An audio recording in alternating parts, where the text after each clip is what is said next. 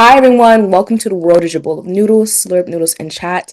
I am the host Jordan Ibukwe, and today we have a very special guest. Please give it up for Adigao Alvin Wenia, who is a creative innovator, youth climate negotiator, social entrepreneur, and who empowers communities all over the world. And just thank you so much for being on the podcast. You are absolutely amazing. And like I said, please go check out his page. I will link it in the below of the video on YouTube, and as well as the world is your bowl of noodles. Please go support our initiatives. We are trying to grow our accounts so more people can see us, more people can. We can also well make a bigger impact than what we're doing. And so thank you guys for just watching, and let's get into the video. So Adgao, do you want to tell us a little bit about yourself, who you are, and what you do? Yes, thank you so much for that, Jordan. And I must say that this initiative you're leading is quite impressive. I mean, it's amplifying the conversations of young people, ensuring that advocacy and action are really a reality. I mean, quite simply, I am someone who is passionate about the environment, passionate about young people having the space, the opportunity to speak up, make impact, and to ultimately shape our world. I work at the intersection of climate policy and governance, biodiversity conservation, and yes, making sure young people are in the room where our future is being decided. That is me in a nutshell. That's amazing. I love that you are a voice of the youth, and especially in places where usually the youth are not represented in. So thank you for doing that as well. Thank you for saying that. I really do love my podcast. And so it's wonderful that I can have beautiful conversations with people like you who are really passionate about their missions and want to bring change. And I want to go into the first question. And I want to know what inspired your most creative idea or project, and how did it come to life? I would say that I don't know if it's a Gen Z thing, but we do not really look for problems. What we do look for is solutions. So anytime there is a gap, we are looking at ways in which we can bring about interventions to sort out those particular issues. So for me, that is how it has always been. A gap is always an opportunity for innovation and interventions. And sometimes I believe that the solutions are with us from our roots, from our families, from our communities, but we tend to look so far rather than looking at what's within and what's really just around us. So that is how I first off approach challenges. I see them as opportunities. And yes, I've always seen that creativity has been one of the most powerful ways of putting out innovations. So anytime I find an opportunity, I look at the most creative way to bring it out because that's how it gets people to work together, to take action, and to make impact ultimately. That's beautiful how you see challenges as an opportunity. I kind of, even as like I always say that like even when you have like a kind of like a challenge, you shouldn't see it as just a challenge, but a way to grow and to like like I guess become more better in what in your skill. So I love that you see that as well, and that you take that and create something beautiful out of it, which is something beautiful about Gen Z. We can just take something Yes. so simple and make it into Mhm, something impactful. And so I want to know, because I know it takes a lot. You can have creative blocks as an artist and even mhm. as an innovator. And so, how do you overcome creative blocks or moments of doubt in your work? I think it's somewhat normal when you're young and making impact to have a lot of doubt. Often the inferiority complex and um, that feeling that you do not deserve the achievement or the wins you're getting. I think it's normal, and it's just a reminder that truly you are doing something amazing. So I can just breathe in, breathe out, and then attend to it. And I know it gets overwhelming sometimes, especially because we put a lot on our shoulders. We want to do so many things, and it looks like the resources and the time are really limited. But I think after taking a break, a pause, take a glass of water, watch a movie, watch something funny, watch some comedy from Ghana and Nigeria, and yes, unwind, break the ice, break the tension, and get back to the work because truly the world needs your innovation. Exactly. I don't burn yourself out so young. People, that's the mistake people make, to rush to Yes. create solution when in the end, Mhm. the problem isn't going to leave. It's been here for a minute. Yes. If it's Hmm. here, you need to just relax and get yourself straight. Because if your mind Yes. isn't good, then I don't think the rest will be good. So I do want to know, in your opinion, what role does creativity play in solving today's global challenges? That's a really great question. And I think the simplest answer will be that every challenge that the world has faced, it has been solved with creativity, looking and thinking outside the box. When it's hunger, let's even look at hunger. When people are hungry or when food was first discovered, people decided to mix spices together, mix carbohydrates together with proteins, and voila, we got meals tastings we have today. That is just a simple illustration of how a challenge has been solved with creativity. It's just about looking at the world with different colors, different hues, finding how to blend them and finding the perfect picture you want to paint. And creativity is shaping a lot of innovation. It makes us dare to dream, imagine what can be from what people feel is impossible.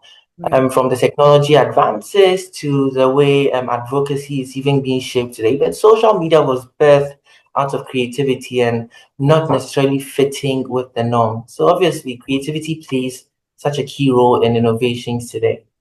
That's exactly what I tell people. It's a lot of ideas are streamed out of just creativity. Dreams Mm-hmm. specifically are made out of creativity. And so Yes. a world without creativity, I believe, would be dead. And so the fact that we can have Mhm. innovators, people who like just create ideas and dare to do Yes. it, it's Yes. beautiful and it's just so innovative. And I guess that leads into the next question. How do you balance innovation with practicality when turning ideas into action?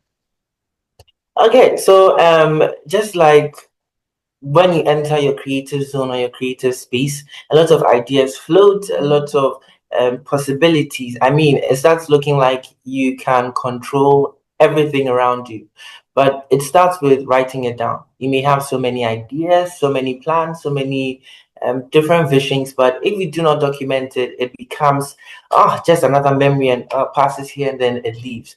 So it starts with documenting it. After documenting it, you look at the most practical way of approaching it. And for me, I look at what can I do? Because often most of the innovations, we look at the roadblocks. It's expensive. It's too advanced. It's very complicated. Look for the simplest pathway to achieve whatever vision or innovation you have. Once you have that sorted, you can now look at turning those points into strategies. Afterwards, you turn those strategies into action points and you start tackling them. And once you see the bigger picture, you ask yourself every day, what I'm doing today, does it add up to that future I'm hoping to create? Does it add up to that innovation or intervention I want to birth for the world to see? And once you have that as your guiding principle, clearly, you will definitely go far. And obviously, there'll be challenges. So I would say embrace it. If you do not feel any challenge, then maybe you're doing something really great. But I mean, it's normal for the challenges to come, but embrace it and then learn from them as well. Thank you. Exactly. And just taking small steps, writing it down and taking small steps towards the dream. It really does help with remembering why you're doing it, especially like once Mhm. you start a passion project and you're already taking it off the ground, you have to remember the key foundation of why you started. It wasn't, it might have, if some of y'all said it was because of monetization, get money, okay, I see that. But if you were trying to make it due to just you wanting that passion to just be seen and for people to have a voice, then stick to that. Don't you Yes, can all the other stuff will come in. yes. And I do want to understand because I know I talked about this with someone because I know in the midst of creativity, we have to always understand that we're living in a reality and just like that. So how do we balance creativity with reality itself? I think creativity shapes reality, and your creativity can become your reality depending on how you decide to turn your idea into action. I think that the balance comes in realizing what is actually possible at the moment. Now, emphasize on at the moment because just like in the past, I mean, I do not believe our forefathers and mothers knew that there will be something like AI today, Hmm. but it's someone's thought. And at that moment, they work towards putting together the simplest computer, the mobile phone, the laptop, the PCs, and all of that. But today, we have advanced. So I'll say that, first of all, look at the moment, strike the balance. What can be done at the moment? And use that to shape the future outcome or the future plan you have.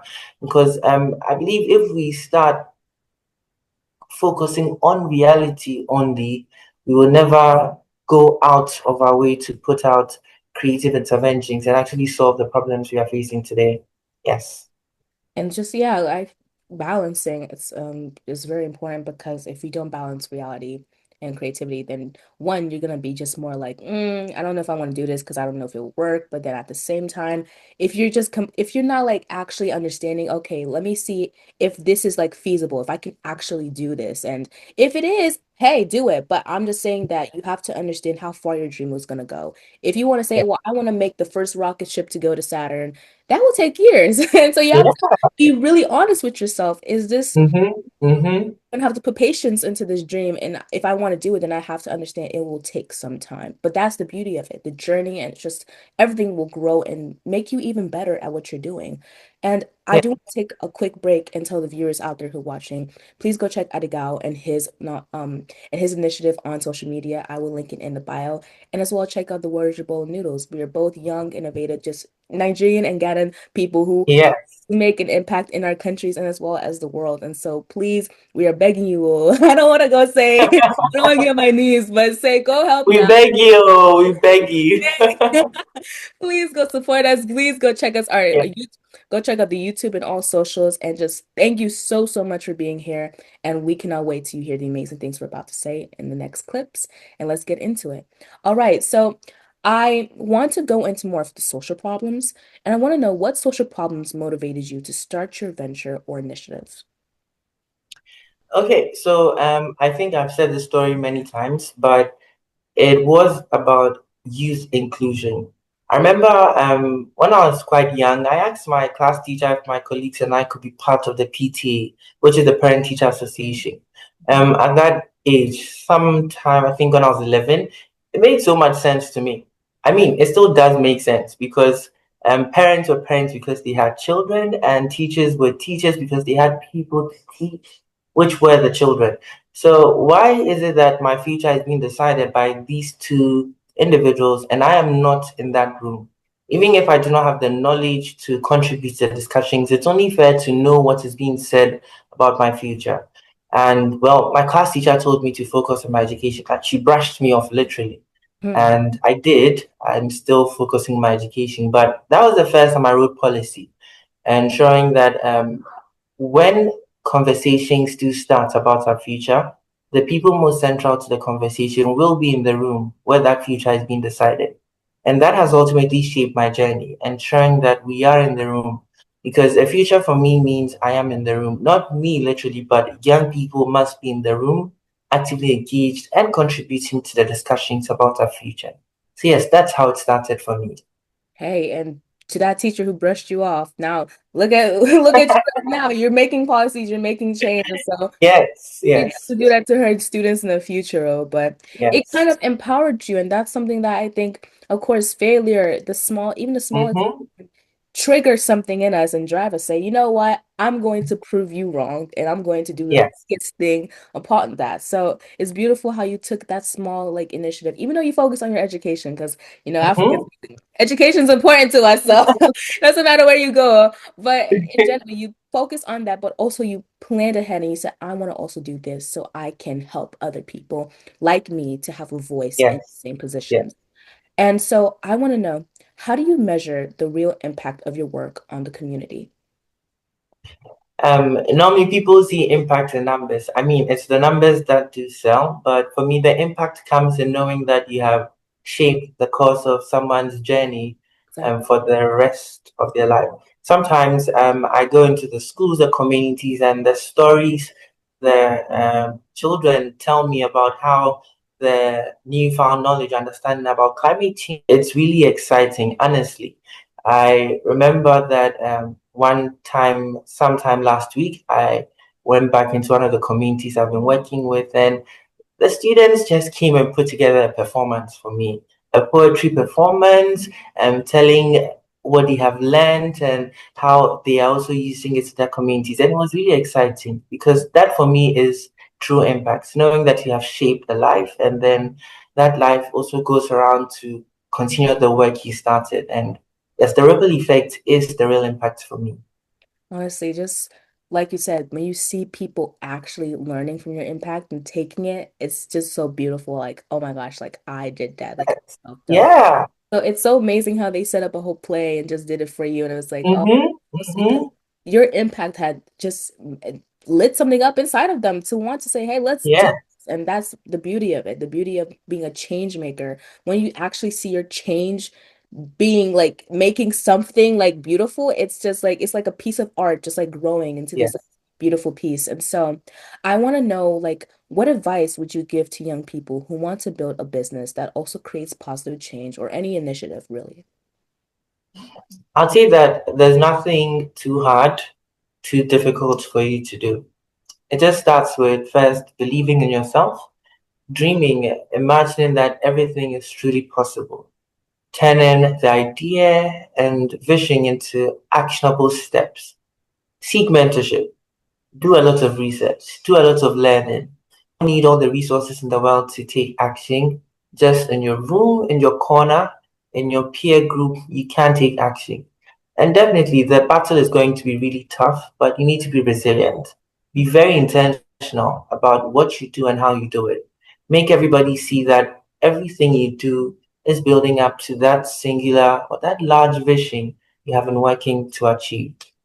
The world is your bowl of noodles. Literally, take action and don't be afraid to fall. When you fall, just, you know what, dust it off, get up, and then take action again because the world truly needs your interventions, your innovations, and you've got this. Always remember that. Exactly. You have this, and the world is your bowl of noodles. I keep telling people this. The reason why I Yes. started this, it is such a crazy story because it wasn't even crazy. I kind Yeah, of I just want to hear the story. I want to hear it. so like I tell people like, one day I just ate so many like, Indomie because I just have like a box Yeah. in the cabinet. And then I just like because I was mad because I couldn't find a name for my podcast because I didn't want just some boring name. I wanted something Hmm? useful and like me. So I ate like I think 3 bags of it that same exact day and I laid down in my bed and Okay. I say I was noodle drunk because I was just done. I was like finished. And then I told people and I was sitting there, I was thinking if the world was your bowl of noodles, if it only was. And I was like, gotcha, found it. And so I told my people, like, hey, I found the name of my podcast. And Hmm. like through like revising, it came to the world is your bowl of noodles. And I guess the process, it wasn't like directly like youth empowerment, because at first it was like a high school kind of thing, like just what high school deals with and our mental. Hmm. But then it later became to youth empowerment, leadership, growth. And it's something I just love my podcast, Geese. Even though it's so small, it's just beautiful how I can talk to people all over the It world. is. It is. It's just like a youth hub. People can express their Yeah. agency. And so that's my dream to continue growing in and see how it can take out the whole world itself. So I think this is a truly great one because I mean it's giving young people the space to talk, to dialogue, to share knowledge and to make impact. So kudos to you. I can imagine that it's not easy. I mean anything that yields great results isn't easy. So keep it up. The world um, keeps listening and we need more of your bowl of noodles. Yeah. hey, you got me on that one. I was actually gonna say that towards the end. But I do want to go into the last question before we wrap things up. And I want to know, as a young person in climate negotiations, how do you ensure youth voices are taken seriously at the table? I think youth voices can are taken seriously at the table through various mechanisms, but I always say that it starts with um, the space of knowing, understanding. It's great to be very passionate and to go to the seat and to pour out your emotions, to cry, to shout, but go well informed. It's a very technical space. So emotions do not really count, but of course they can really sell your message. But go understanding the facts, the figures, the research. Make points that are truly factual and verifiable so that you're able to advocate for young people. It starts with a lot of collaboration. I'll say start with your local governance structure. It can start from your district assembly straight to your national delegation. Work hand in hand with them. Provide to them recommendations from young people. What are young people looking for from climate discussions and negotiations? What do we want to see reflected in the policy text? Do the research, engage the young people, because we are a heterogeneous breed of people. You cannot provide us with one shirt and expect everybody to put that on. So obviously, you need to be able to capture the different voices, the different opinions, share it as concrete, solid recommendations to the national delegation. And I'll always say that even if what you're looking for isn't reflected at the global level, you can always start at the local level. Because sometimes the big impact you're looking for doesn't come at the top or the very top, it starts right from the ground up. So yes, that is how I'd say we can make impact. Do the research, go well informed, engage young people, be ready to share, be ready to connect, and yes, be ready for mentorship and learning as well. And so, like, for someone who doesn't think they have a voice, what do you say to that person as well? You have a voice. You have a voice. The world is such that we have some voices drown in others, but we all have a voice. And until you start speaking up, the world wouldn't hear yours as well. Mhm. And you don't need to speak up with a microphone. You can speak up with action. Speak up with your writings, with your stories, with your songs, whatever creative outlet you want to explore. So yes, I'll say that start with that. Start using your voice. Engage the local groups, the community leaders, the community members, your peers, and get to the national level. Share the input there. If the national level is not viable, go international. Start engaging youth across the continent, across the globe, and then come together, work together, and put out positions that would amplify our collective needs. Exactly. And just like he said, keep making the world your own bowl of noodles. Keep making your Yeah. voice heard. It's not going to be easy, especially in the society that we live in. Everything is Yeah.